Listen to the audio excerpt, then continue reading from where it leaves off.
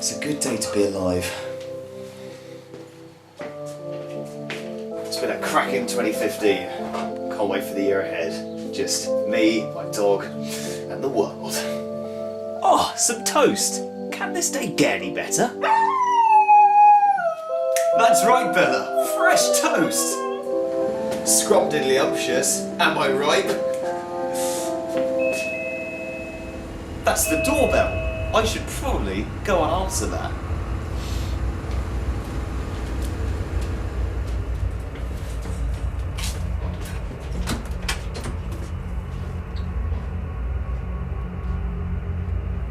A book!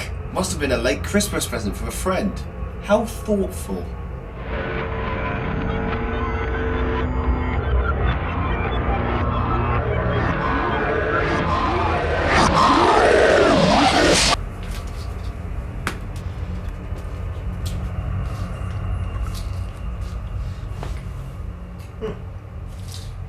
Lonely Gareth. Chapter 1. Good night. Gareth woke up from his slumber with a jolt. He feared the worst. Usually, when he wakes up without reason, it means they're watching him. Slowly, he rose from his bed and took a look out the window. All he saw was the street engulfed in darkness. No sign of them. He went back to sleep. Gareth opened his eyes 2 hours later to find himself in the back of a van. They had got him again. The people who take him are not very nice people. In February 2012, they killed his mum. In June 2012, they snapped off his dad's jaw. Gareth is frightened of these people. Only he can see them. To others, they're invisible. 789, the mother. Phil, the father.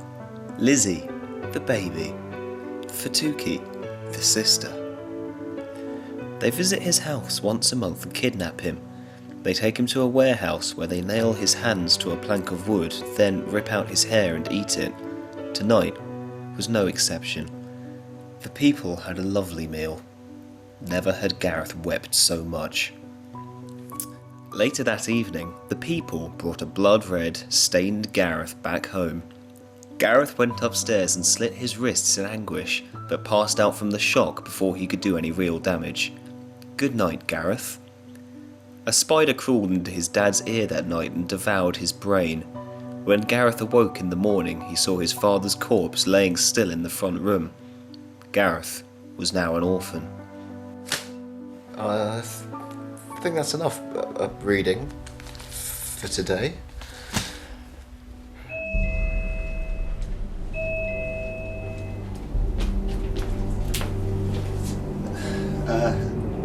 Hello? Hello. I gave you a book today. Have you read it?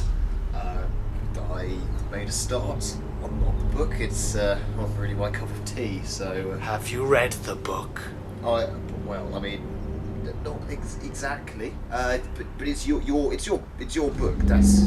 Have you read the book? I can go get the book for you if you like.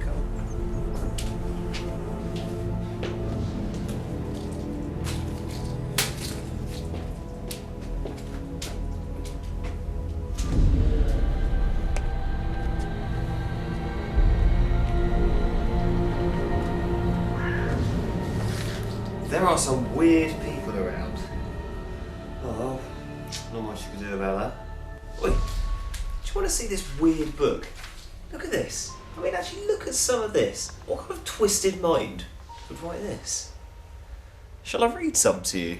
If we do it together, it might be a bit safer. Chapter 2. The Girl. Gareth was moved to an orphanage in the northeast of England. He left all of his school friends behind, but he had also left behind his tormentors. Since birth, they had been consuming his hair. Now it was all over.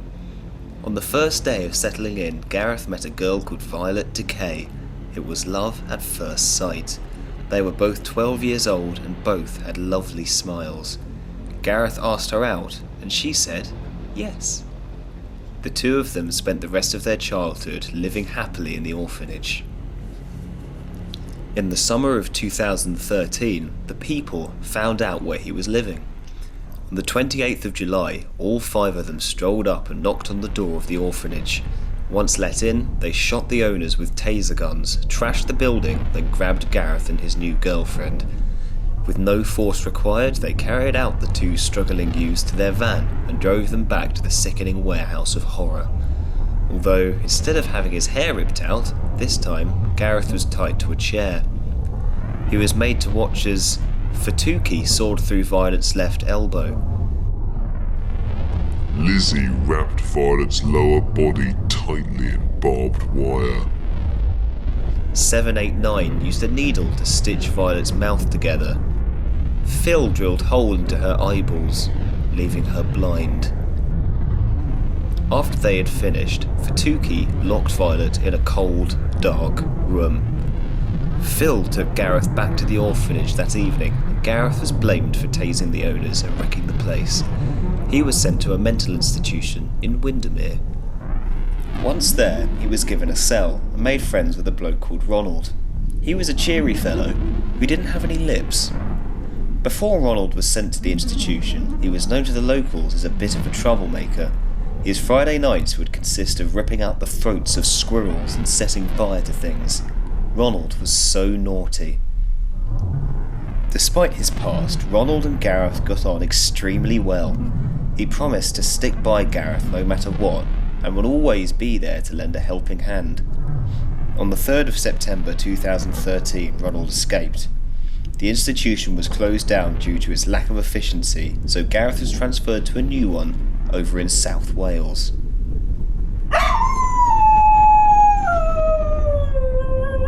I agree with you, Bella. Let's never read this horrible book ever again.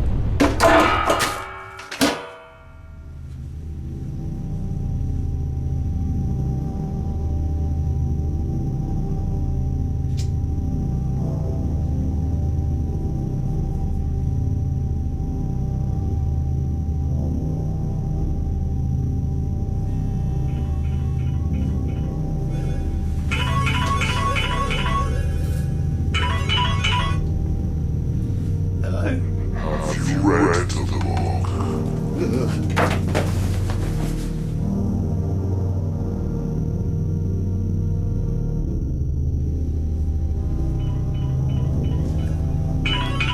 Stop calling me! Oh, sorry, Mum. Yeah, no, I'm fine. Yeah, I'm alright. No, I'm not sleeping in Jennifer's bed, even though she does have a very comfy duvet. No, I'm not wearing her pyjamas either. Oh, sorry, Mum. Just got another call. Wait, no, I'll just be 2 seconds. I just need to, Have you read the book? Oh, God!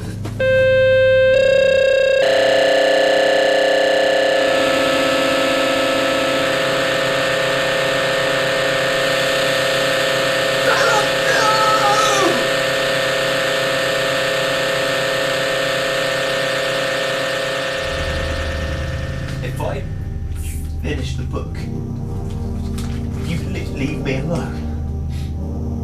Finish it.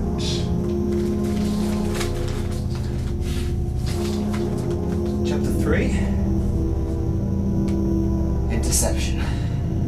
Gareth was on his way to the new institute. Halfway there, the tyres were shot in by the people. They snapped the neck of the driver and abducted Gareth once again. He was quite miffed. Soon enough, they were back at the warehouse. Phil prepared himself for eating Gareth's hair. Boy, had it been a while. He loomed over Gareth, mouth watering, when suddenly Ronald crashed through a window and jabbed a pair of scissors through Phil's face, killing him. In the commotion, Gareth ran away. He looked for an exit, but the only door he could see was locked. Gareth spotted a key on the floor. Could this open the door? Or more importantly, what would be on the other side? Perhaps this was where they were keeping Violet. He turned the key in the keyhole, the door swung open, and a knife plunged through Gareth's heart. You see, Violet had been kept in this room and had fashioned a knife out of her femur. She was planning on making an escape that day, to stab Phil and be on her way. However, this turn of events meant she had accidentally murdered Gareth instead. Unable to apologise due to her sewn-up mouth, she panicked in terror as the remaining people rushed in. They saw Gareth's carcass and drained him of blood. This blood was poured into a grimy bath, which Violet was then thrown into.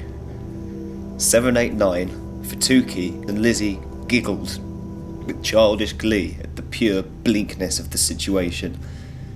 But they weren't laughing for long, for they were soon burning alive. Ronald had set the warehouse on fire. He began walking away from the burning doom, feeling like a mighty hero. No longer would these people haunt the lives of innocent children.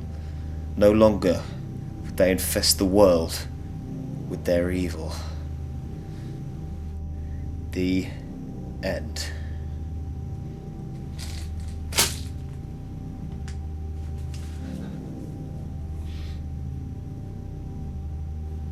That was right. I should make a film of this.